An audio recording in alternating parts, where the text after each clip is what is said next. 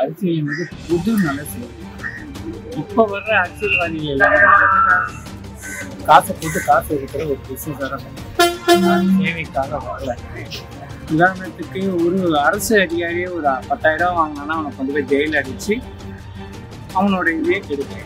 ஆனால் ஒரு அரசியல்வாதி கண்ணுக்கு சேர்ந்து இத்தனை லட்சம் கோடி இத்தனை ஆயிரம் கோடி லஞ்சம் வாங்கி அவன் இதுக்கு ஊழல் பண்ணி அவன் தெரிஞ்சும் அவனை வந்து வெளியே விட்டுட்டு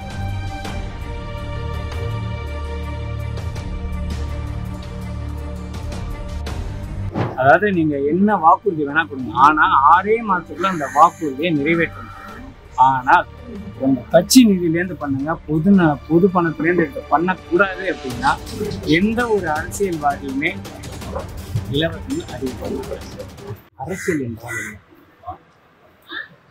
அரசியல் என்பது எல்லாருமே நம்ம நினைச்சிட்டு இருக்கோம். அரசியல் வந்து எல்லாமே ஒதுங்கி நிற்கும். அதுலேயும் ஒரு அரசியல் என்பது ஒரு குழு இல்லாமல் எல்லாமே பண்ணிட்டு இருக்காங்க. அரசியல் என்பது புது நல சேவை தான். இப்போ வர்ற அரசியல்வாதிகள் எல்லாமே காசை போட்டு காசு இருக்கிற ஒரு பிசினஸாக தான் பண்ணிட்டு சேவைக்காக வரல.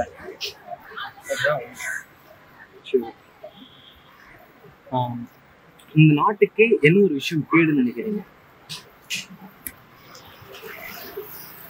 கேடுங்கிறது வந்து எல்லா இதுலேயும் இருக்கு, நீதித்துறையிலையும் இருக்கு. முதல் நீதித்துறை சரியா செயல்படும். ஏன்னா காசு உள்ளவனுக்கு ஒண்ணு, காசு இல்லாதவனுக்கு ஒண்ணு மாதிரி இருக்கு. ஒரு அரசு சொல்றேன், உதாரணத்துக்கு ஒரு அரசு அதிகாரியே ஒரு 10,000 வாங்கினான்னா அவனை கொண்டு போய் ஜெயிலில் அடிச்சு அவனோட இதே கெடுக்கிறேன். ஆனா ஒரு அரசியல்வாதி கண்ணுக்கு சேர்ந்து இத்தனை லட்சம் கோடி இத்தனை ஆயிரம் கோடி லஞ்சம் வாங்கி அவன் இதுக்கு ஊழல் பண்ணி அவன் தெரிஞ்சும் அவனை வந்து வெளியே விட்டுட்டு இருக்காரு. இது காசு உள்ளவனுக்கு ஒண்ணுதான், காசு இல்லாதவனுக்கு ஒன்னாதான் இந்த நீதிமன்றங்கள் நடந்துகிட்டு. நீதி அனைவருக்கும் சமம்ங்கிறது ஒரு முட்டாள்தனமான மாதிரி. லட்சம் சொன்ன மாதிரி தான். அவர் சொன்ன தப்பே கிடையாது, அவர் சொன்ன உண்மை அப்படியே. இந்த காலத்தில் இளைஞர் அரசியல் என்ன அளவுக்கு இருக்காங்கன்னு நினைக்கிறீங்க? இப்போ வர்ற காலத்துல எல்லாருமே இளைஞர்கள் வந்து ஈடுபட ஆரம்பிச்சிருக்காங்க. அவங்களுக்கு எது நல்லது எது கெட்டதுன்னு ஓரளவு தெரிஞ்சிருக்கு. இப்போ இலவசங்கள் கொடுக்குறாங்க அப்படின்னு சொல்லிட்டு எல்லாம் கையெழுத்து நிற்கிறாங்க இல்லையா, அது தப்புன்னு அவங்க உணர்ந்திருக்காங்க. ஆனா இலவசங்கள் எங்கேருந்து கொடுக்குறாங்க? சொந்த காசுலேருந்து கொடுக்கல. எல்லாமே நம்ம பேர்ல வேர்ல்டு பேங்க்ல கடன் வாங்கி தான் பண்றாங்க. ஓகேங்களா? இது வந்து எந்த ஒரு நீதிமன்றமும் இதை வந்து இது பண்ணலாம், கட்டுப்படுத்தலாம். எப்படின்னா நீங்க என்ன வேணா உங்களுடைய இதுல கொடுங்க, அதாவது நீங்க என்ன வாக்குறுதி வேணா கொடுங்க, ஆனா 6 மாசத்துக்குள்ள அந்த வாக்குறுதியை நிறைவேற்றணும். ஆனால் உங்க கட்சி நிதியிலேருந்து பண்ணுங்க, பொது பணத்திலேருந்து பண்ணக்கூடாது அப்படின்னா எந்த ஒரு அரசியல்வாதியுமே இலவசம் அறிவிப்பாங்க. சினிமா துறையில் இருக்கும் நடிகர் பிரபலம் அவர்கள் சில பேர் வந்து அரசியலுக்கு வராங்க. அதுல என்ன காரணம்? தொடர்ந்து நிறைய பேர் வந்து அரசியலுக்கு வந்திருக்காங்க, இருக்காங்க சார். அதாவது இப்போ நிறைய வந்து என்ன பண்றாங்க, நடிகர் விஜய் அவர்களும் அரசியலுக்கு வந்திருக்காரு. விஜய் அவர்கள் வர்றது வந்து இருக்கட்டும், அது அவருடைய தனிப்பட்ட இது. ஆனா அவர் நல்லது பண்ணணும்னு வந்தாருன்னா நல்லது. ஓகேங்களா? இந்த ஊழலை ஒழிக்கணும்னு சொல்லிட்டு வர்றாங்கன்னா பரவாயில்ல, அது நல்ல ஒரு விஷயம்.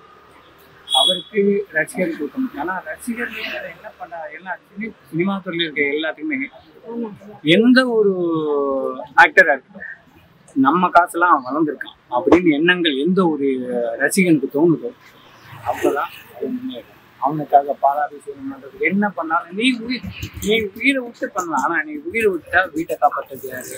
எந்த அந்த உனக்கு சொன்ன அந்த ஆக்டர் வந்து வீட்டை காப்பாற்ற போறாங்க அப்படியே விட்டுட்டு போயிடும்.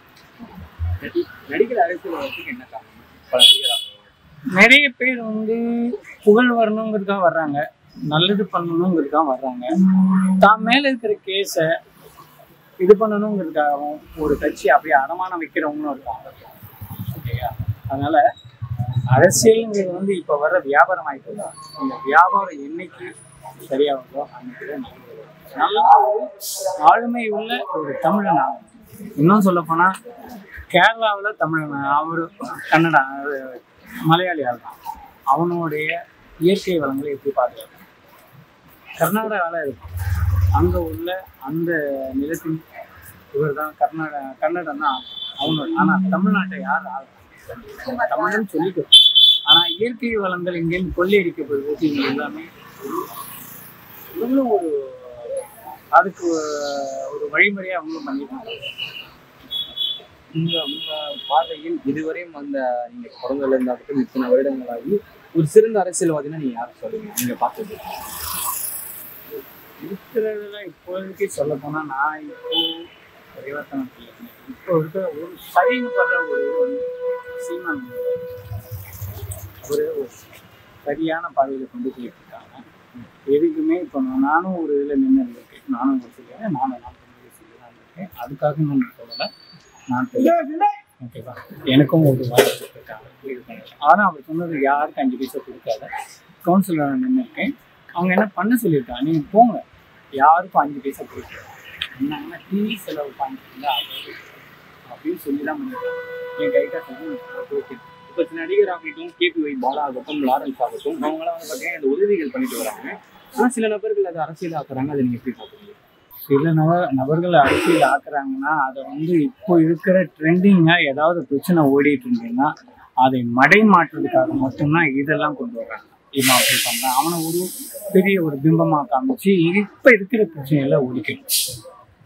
ஆனால் இன்னொரு விஷயம் சொல்கிறேன், இப்போ நீதித்துறை என்ன சொல்கிறாங்க, ஹெல்மெட் போடணும் கட்டாயப்படுத்துறீங்க. ஹெல்மெட் போய் சேர்த்து போனான்னா அவனுக்கு எத்தனை லட்சம் கொடுக்க போறீங்க? ஹெல்மெட் போட்டு கட்டாயப்படுத்தி ஃபைன் பண்ணுறது. ஏன்னு கேட்டால் அவன் குடும்பம் நடுத்தரில் நிற்கணும் இல்லையா? ஏன் தண்ணி அடிச்சுட்டு போகிற குடும்பம் நடுத்தரில் நிற்கிறது இல்லையா?